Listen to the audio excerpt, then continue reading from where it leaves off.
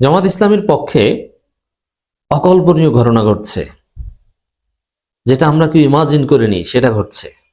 এটা জামাত ক্ষমতা আসার আরেক আলামত। একের পর এক মুক্তিযোদ্ধারা যোগ দিচ্ছে। বীর মুক্তিযোদ্ধা আখতারুজ্জামান রঞ্জন যোগ দিয়েছে। কিশোরগঞ্জের আরেক মুক্তিযোদ্ধা বীর মুক্তিযোদ্ধা আলহাজ মোহাম্মদ রফিকুল ইসলাম, বিশিষ্ট ব্যক্তি, তিনি আনুষ্ঠানিকভাবে আমিরে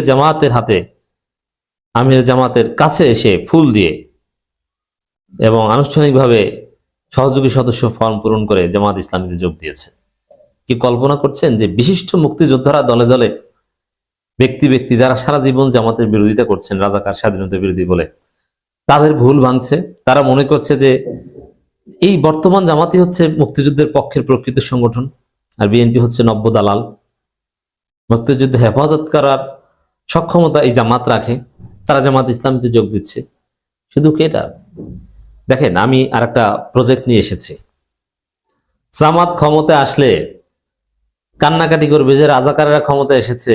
এমন বাংলাদেশ কি চেয়েছিলাম? স্বাধীনতা বিরোধীরা ক্ষমতা এসেছে। পৃথিবীতে এরকম কোনো নজির নাই যে দল ওই ভূখণ্ডের স্বাধীনতার বিরোধিতা করেছিল সেই দল একটা পর্যায়ে ক্ষমতা এসেছে। আহা, কি হয়ে গেল? এরকম অনেক কান্নাকাটি আপনারা দেখবেন। ডাকসুতে আপনারা দেখেছেন না?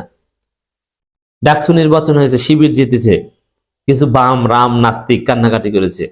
এ কেমন ঢাকা বিশ্ববিদ্যালয়, মৌলবাদের আখড়া, উচ্চতর মাদ্রাসা, শিবির এইভাবে জিতে যায়? কারণটা কি?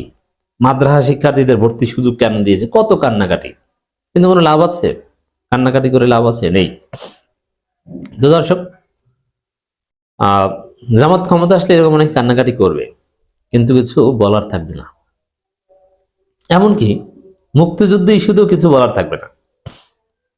আমার বিশ্বাস জামাত এমন ভাবে সরকার সাজাবে,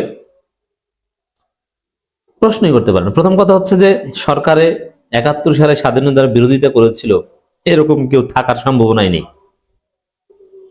বিএনপিতে থাকার সম্ভাবনা আছে। বিএনপিতে মির্জা ফখরুল থাকবেন, যিনি রাজাকার পুত্র। আমির খসরু মাহমুদ চৌধুরী থাকবেন পররাষ্ট্রমন্ত্রী হিসেবে, তিনি রাজাকার পুত্র। কিন্তু জামাত ইসলামীতে কোনো রাজাকার পুত্র মন্ত্রী হওয়ার সম্ভাবনা নেই, নাম্বার ওয়ান। দ্বিতীয় হচ্ছে, জামাত প্রধানমন্ত্রী বানাতে পারে ধরলাম ডাক্তার শফিকুর রহমানকে। Who's doctor Shafiqur Rahman? Doctor Shafiqur Rahman শহীদ মুক্তিযোদ্ধা পরিবারের সন্তান এবং ৭১ সালে জামাত করতেন না, ওই সময় জাসদ করতেন। অতএব প্রধানমন্ত্রীকে শহীদ মুক্তিযোদ্ধা পরিবারের সন্তান। তা আপনি জামাতকে কিভাবে স্বাধীনতা বিরোধী হিসেবে ট্রিট করবেন? রাষ্ট্রপতিকে, রাষ্ট্রপতি পদটা যেহেতু এক্সিকিউটিভ না, মৌলিক না, এটা অনেকটা প্রতীকী সম্মানই। রাষ্ট্রপতি চাইলেও নিজে তেমন কিছু করতে পারেন না উইদাউট কনসাল্টিং প্রাইম মিনিস্টার। মূল ব্যক্তি হচ্ছে প্রাইম মিনিস্টার। প্রাইম মিনিস্টারের কথায় রাষ্ট্রপতি ওঠেন। এই যে চুপ্পু, একজন মুজিব সৈনিক, হাসিনার পাঁচাটা, এখন ইউনুস সৈনিক। ইউনুস যা বলে আব্বা আব্বা বলে ওইটা মানে। এখন হাসিনাকে বলে স্বৈরাচার, জুলাই আগস্টকে মহান বিপ্লব বলে বা মহান অভ্যুত্থান বা যেভাবে হোক না কেন এটা গ্লোরিফাই করে। আর সংস্কারের ফলে রাষ্ট্রপতির কিছু গুরুত্ব বাড়বে, কিন্তু প্রধানমন্ত্রীর যেহেতু রাষ্ট্রপতি শাসিত সরকার না, তার আলাদা তেমন কিছু করার থাকবে না। এটা একটা সম্মানিত পদ। কারণ জামাত ক্ষমতা আসলে রাষ্ট্রপতি কি হবে? আমার মনে হয় কর্নেল অলিকে, তিনি, আমি শুনেছি যে তিনি জামাতে যোগ দিতে পারেন, এরকম কথাবার্তা চলছে।